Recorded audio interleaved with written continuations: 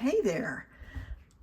I am about to show you what I call the don't cross the streams method of keeping your yarn untangled always when you're working with two balls of yarn. Doesn't matter whether you're knitting, you're crocheting, doesn't matter whether you're working continental style, American style, whether you're feeding your yarn from the left or the right, this method will work.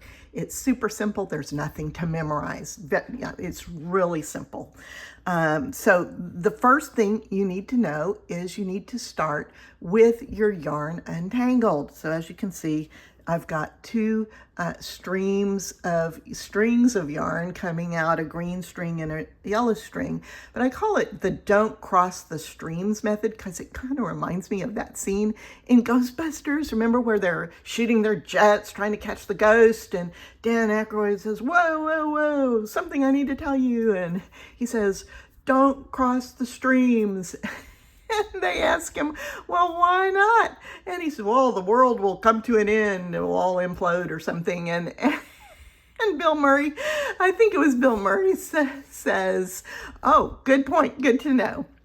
Well, that image is what is in my mind when I'm doing this method of knitting. I don't want to cross the streams. So the secret to that is paying attention at when you turn your work, and paying attention to what you do with your yarn in the middle when you change from green to yellow in this case. And the other secret is to actually position your yarn so that the two balls are separate and stationary, where you don't have one ball rolling around another ball. They're just separate. It doesn't matter, what angle they're at. You can have them at this angle, you can have them at this angle, you can have them to the right. It really doesn't matter as long as you got one separate from the other and they're not going anywhere on their own. You're the boss here. The way this video is set up, it's in 4 segments. I will do an explanatory segment with the yarn feeding from the left and continental style knitting. Then the second segment will be exactly the same, but it will just be without all the explanation. I'll just work right through it without stopping and explaining everything. The second half of the video, the third segment, will be with the yarn feeding from the right. If you're an American knitter, you tend to want the yarn feeding from the right. So if you knit American style, you could skip this part, go to the middle of the video. I'll put timestamps on here so you know where to fast forward to. I will do the same explanation, but this time with the yarn feeding from the right. And I will go through the whole explanation, feeding from the right and knitting American style. And then the very last segment will be exactly the same thing, but just me demonstrating without all the explanation. So the key thing to know is that you could watch any of the 4 segments of this video and get all the information you need, because the principle is exactly the same regardless of which style of knitting you're using and which direction your yarn is coming from. The only important thing is that you don't cross the streams. So we're going to get started right here with the green sock.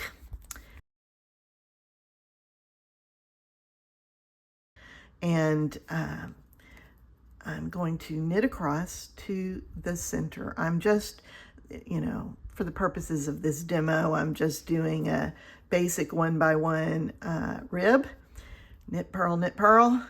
It doesn't matter what you're doing. You could even actually use this for color work. If you're doing Fair Isle knitting, when I'm doing Fair Isle knitting, I tend to like to hold the one color of yarn in my left hand coming from the left and do that stitch continental style. I like to have the other color of yarn coming from the right, and I knit it American style so that I can easily knit all the way across the row without any stopping and starting and switching around. But whatever you're doing, whatever reason you have for having 2 colors of yarn, this method will work.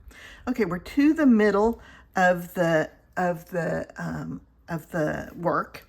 We're not going to turn it, obviously. All we have to do is decide what to do with this this piece of yarn we're holding in the hand, whether we're going to let it just drop off the back or whether we're going to bring it around and to the front of our work, right? Well, obviously, if I bring it around into the front of the work, I'm going to cross the streams, see? So, but as it is, it's fine. I can just drop it off the back. The streams don't cross. Easy peasy. I'm ready to go and work with my yellow color. So I'm just going to work across with the yellow. That is the actual beauty of this particular don't cross the streams method of keeping your yarn untangled. There is nothing to memorize. You don't have to memorize. Drop the yarn to the right, drop the yarn to the left, drop the yarn to the front, drop the yarn to the back, turn clockwise, turn counterclockwise. You don't have to memorize anything. The yarn will tell you what to do. You can completely forget about it as you knit your piece from side to side. The only times you need to think about it are when you get to the end of a row or when you're in the middle and about to change colors. So in this case, we're to the end of the row. I've got my left yarn coming off this way. You can see the green one. Now, if I turn my work clockwise, I'm going to cross those streams, aren't I? Well, then I don't want to turn it clockwise. I want to turn it counterclockwise. That's it. That's how hard this is. That's all you have to do is just look and decide whether to turn your work clockwise or counterclockwise. In the moment, I don't memorize a thing. I just turn the work and, sorry for my shakiness, and all is well. The green can feed off the back, the yellow feeds off the front. I can just keep on working.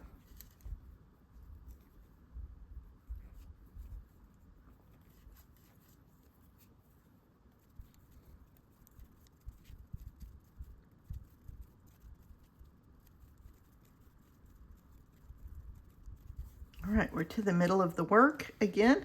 We do not need to turn. We just need to figure out what to do with our yellow string that we're holding in our hand. Well, you notice the green is coming off the back. If I just drop my yellow string, I'm going to end up crossing those streams. Because this green one's coming this way. It's about to knit this way. Well, so I don't want to just drop it off the back. Instead, I'm going to bring it around to the front of my work and drop it off the back on the right, okay? And so now my streams are separate and my green is separate and ready to go. My yellow's kind of looping around to the front, off by itself on the right. My green's ready to go, and I can just knit across. Now, once I've made my decision, I don't worry about, whether the streams look like they're crossing while I'm working. You only check in the middle of the row when you're switching between socks in this case, and you only check at the end when you need to make a turn. I will say that it does vary. What you do with your yarn, as you notice, varies from the front to the back of the round. You'll notice in the front round, I was able to drop the yarn off to the back, and in this round, I had to go in and bring it around to the front. You don't have to memorize that stuff. You just have to look at it in the moment. That's what I love about this. Okay, we're to the end of a row. I need to turn my work.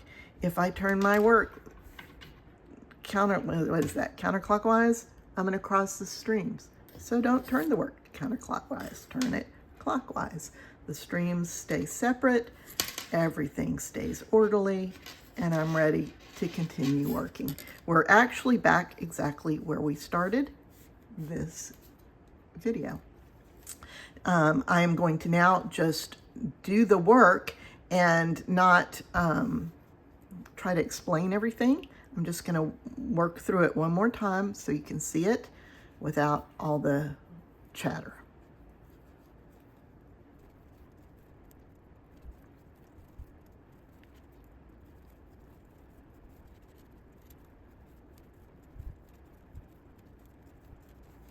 Into the center of the work. I can just drop the green off the back and continue with the yellow.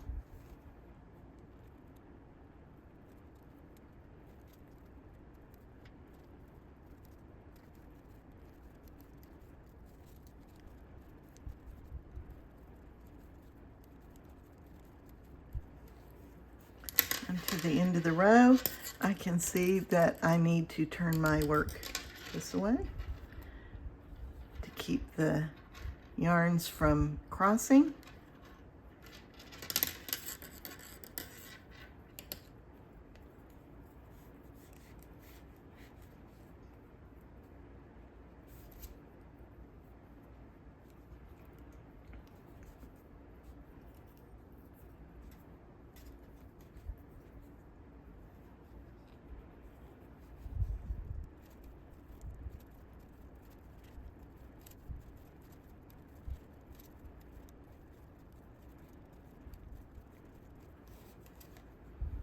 To the center, I can see that I can't just drop my yarn to the back. It will cross, so I need to bring my yarn around the front and off to the side, and then pick up the green yarn, ready to knit.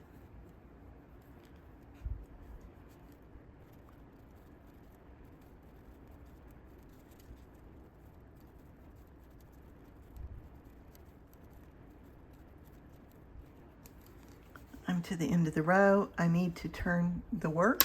Got the green coming off here, the yellow is coming off here, so I'm obviously not going to turn the work this way. I'm going to turn it this way to keep those streams from crossing.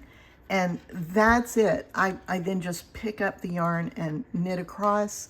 That's the whole system, and my yarn never ever gets tangled again. I don't worry, once I've made the decision which way to turn it, I don't worry about the yarn in the as I'm working. I don't try to keep track of it and keep it always from touching each other. It's just, I have decision point at the end of a row, I have a decision point at the middle as to which side to let the yarn drop off. That's it. Otherwise, I don't worry about it. So now I'm going to move the yarn to the right and knit as a knit American, which is not my favorite way to knit because it takes me much longer. The same principle applies though. I knitted American for years. The only secret is you have to position your yarn so that it's not rolling around on you. You don't have the balls twisting on themselves while you're working. They're stationary. I have one of my balls in a bowl. The other ball, usually I'll either have beside me or between my knees, like if I'm sitting in an airport or something and I don't have any space. It doesn't matter. You can feed them from different places within your bag, feed one out one side, one out the other, as long as the balls are not twisting around themselves in your bag or in your workspace. So you begin with the two streams separated. So you don't want to begin with them twisted or this isn't going to work. So we're going to come around here and we're going to begin American style.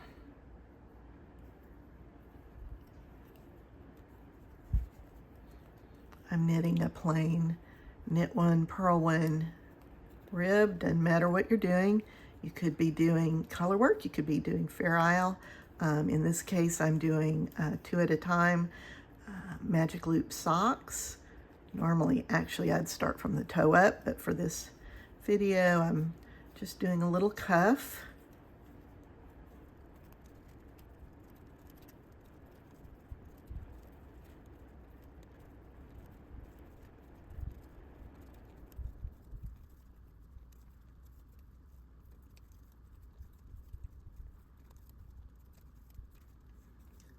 All right, I am to a decision point. I'm just finishing the green sock. I need to switch to the yellow one.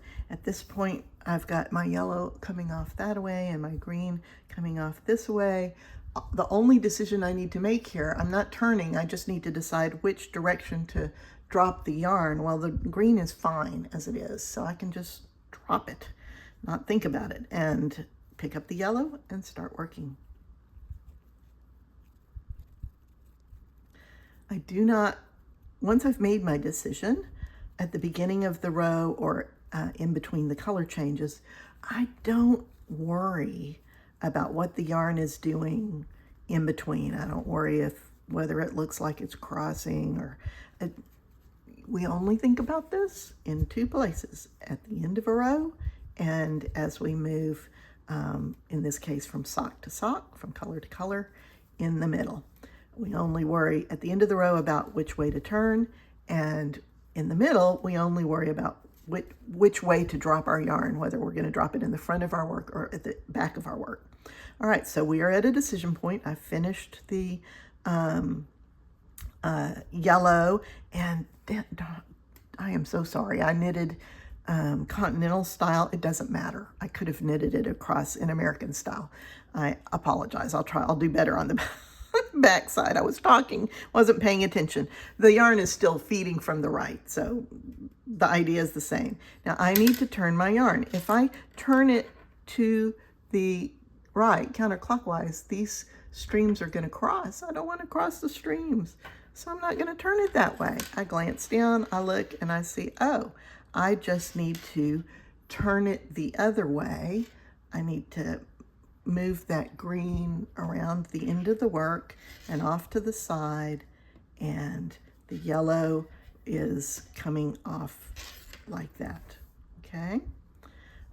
So the green can be feeding, you know, off the front, the yellow off the back. Doesn't matter, they're just not crossing each other. However you want to position them, just make sure that you've turned the yarn such that they're not crossing each other. So at this point, I am going to switch hands and do this American style.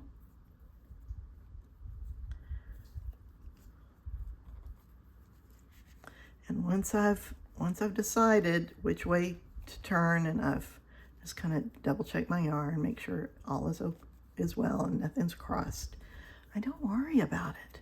I just knit this row.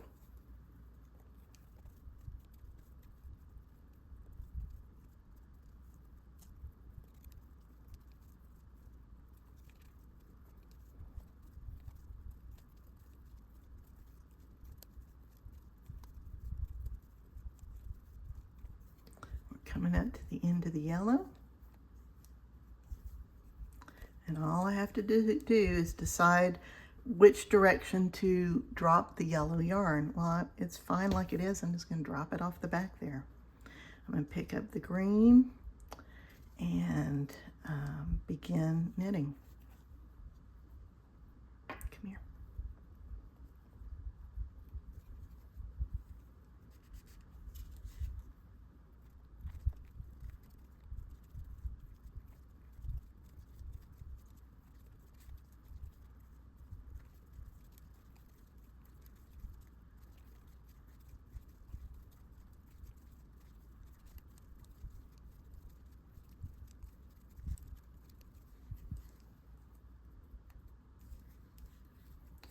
All right, I'm to the end of the green. I need to decide which way to turn. I can see that I need to turn this way to keep the yellow yarn separate from the green stream. And that is all there is to it, this whole technique. You just glance at the yarn as you turn, and you glance at the yarn as you drop it in the middle. I'm going to do one more round for you, so that American style, so that you can see it without all the explanation.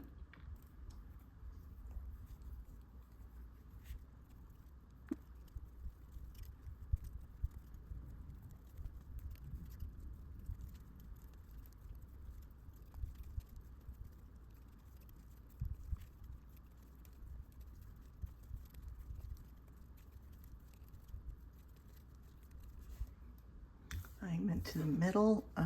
I can just drop the green and let it go and pick up the yellow.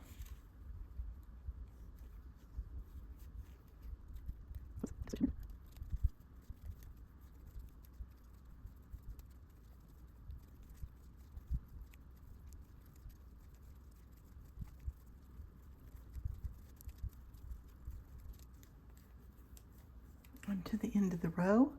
My yarn is feeding off nicely.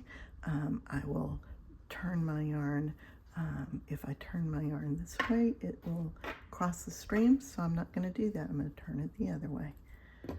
Let the yellow feed off this way, and to the front, and the green feed off to the back. Okay.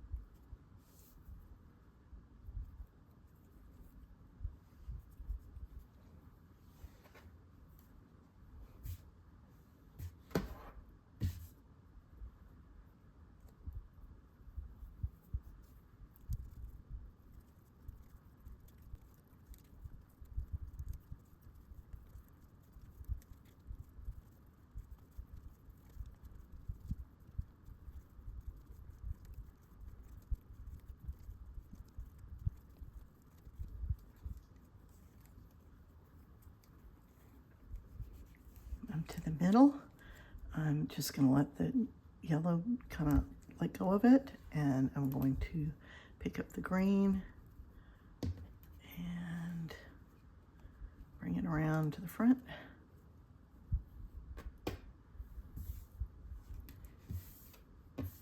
Okay.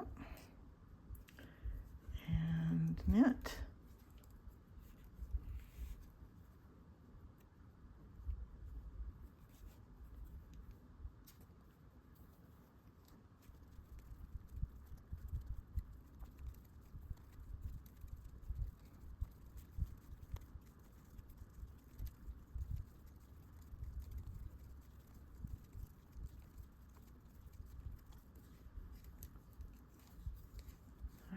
I'm about to knit the last stitch of the green row.